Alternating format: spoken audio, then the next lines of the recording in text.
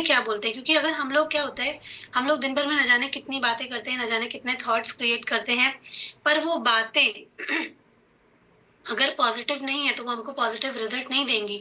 आपने बाहर तो भगवान से बहुत सारी बातें की, लेकिन अंदर वाला जो भगवान बैठा है उसको पूरे टाइम कोस रहे हैं, अरे यार मेरे पास में ये नहीं है, वो नहीं, मैं दुखी हूँ, मैं अपना मेरा जीवन किसी काम का नहीं है, मैं बेकार हूँ, मैं पैदा ही क्यों हो गया, मैं मर क्यों नहीं जाती।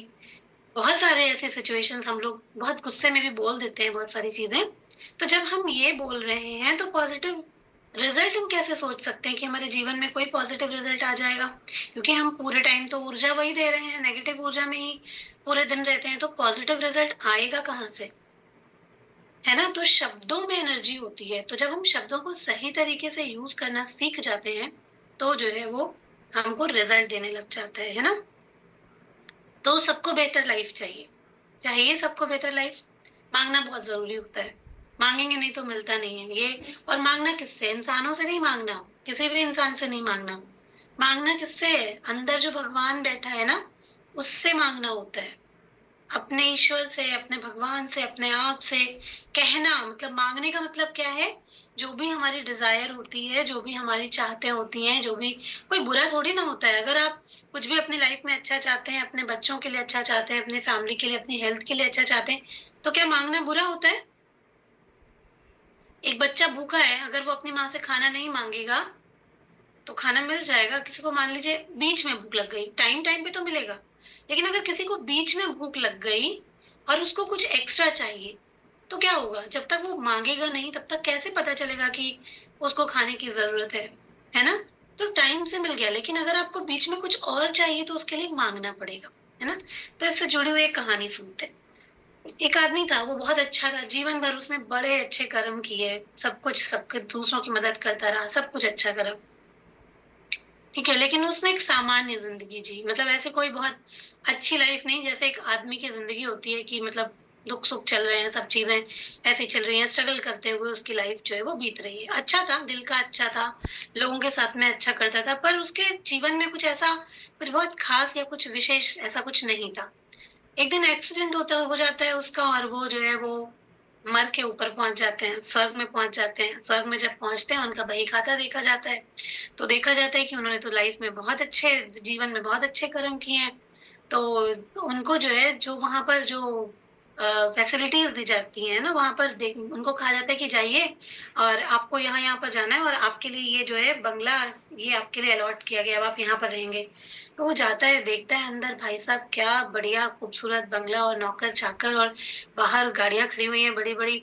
से बड़ा आश्चर्य होता है, यार जिंदगी भर नीचे जहां पर मुझे चाहिए, मतलब ये चीजें वहां होनी होती तो फिर क्या क्या लाइफ होती, कितनी बढ़िया जिंदगी होती। तो ऐसा ये क्यों हुआ कि अब मुझे ये सारी चीजें यहाँ पर मिल रही हैं, अब तो मुझे इनकी इतनी कोई जरूरत भी नहीं है यहाँ पर, तो अब ये यहाँ पे क्यों मिल रही है? उसे बड़ा कुछ नाइंसाफी सा फील हुआ, और वो दौड़ा दौड़ा फिर से भगवान के पास में गया और शिकायत करने लगा, बोलने लगा कि अब जब वहां पर मैंने लाइफ टाइम, मतलब जो मेरी जिंदगी रही वहां पर मैंने अच्छे कर्म किए, सब कुछ किया, लेकिन वहां तो मुझे कुछ मिला नहीं, अब यहाँ क्यों दे रहे हैं आप? अब मुझे यहाँ पे इसकी क्या जरूरत है? तो ईश्वर उनकी बात सुने और धीरे से मुस्कुराए और उनको बोले कि तुमने तो कभी कुछ मांगा ही नहीं, है ना? तो उनके जो कर्म थे उसके हिसाब से अगर वो कहते या वो मांगते या वो कुछ इच्छा करते तो उनको जरूर मिलता, लेकिन क्या हुआ, उन्होंने कभी मांगा ही नहीं। तो वो जो बैलेंस था वो जाकर के उनको वहां पर मिल गया। तो इसलिए कहना, मांगना, ये भी चीजें बहुत जरूरी होती है। कहानी है, लेकिन कहानियों के माध्यम से ही समझाया जाता है। तो कहानी ही नहीं, हम आज लॉजिक भी समझेंगे कि अफर्मेशन के पीछे का लॉजिक क्या होता है। तो आज मैं आपको बताने वाली हूँ कि अफर्मेशन के पीछे का लॉजिक क्या होता है, क्योंकि बहुत बार लोग जो है अपना दिमाग लगाते हैं, उनको लगता है यार ऐसा करने से कैसा हो जाएगा, ये तो कुछ भी बोल रही है, लिखने से कैसे जिंदगी में चेंज आ जाएगा, या कोई शब्द बोलने से कैसे जिंदगी में चेंज आ जाएगा। आता है, बिल्कुल आता है। आपके रिश्तों में भी चेंज आता है। एक इंसान है आपके घर में, मान लीजिए कोई भी आपके, आप एक किसी रिलेटिव का एग्जाम्पल ले लीजिए। एक है जो बहुत अच्छे शब्द बोलते हैं, बहुत बढ़िया तरीके से आपसे बात करते हैं, आपके घर वालों से बात करते हैं, मान लीजिए वो आने वाले हैं, है ना? तो आप लोग का, पूरी फैमिली का रिएक्शन कैसा होता है? सबको अच्छा लगता है, बुरा लगता है कि भाई वो आने वाले हैं और बहुत मजा आएगा, उनसे मिलके बहुत अच्छा लगता है।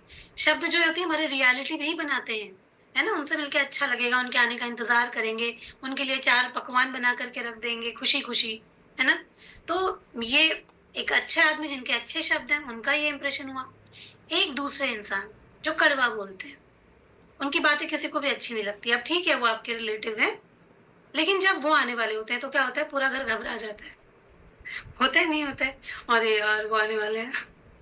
आप खाना तो बनाएँगे उनके लिए 4 चीज़ें लेकिन डर के मारे बनाएँगे, खुशी से नहीं बनाएँगे और देखेंगे अरे यार वो कितने दिन के लिए आ रहे हैं।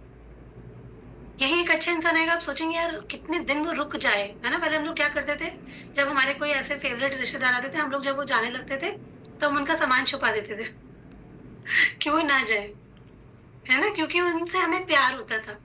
और कुछ ऐसे लोग जो कि हमें पसंद नहीं होते थे, जिनके शब्द ही चुभते थे कानों में, क्या भैया जल्दी जाएँ, है ना? तो ये सब प्रैक्टिकल एग्ज़ाम्पल्स हैं कि शब्दों से हमारी रियलिटी बनती है, हमारे रिलेशंस बनते हैं, शब्दों से ही हमारा व्यक्तित्व बनता है।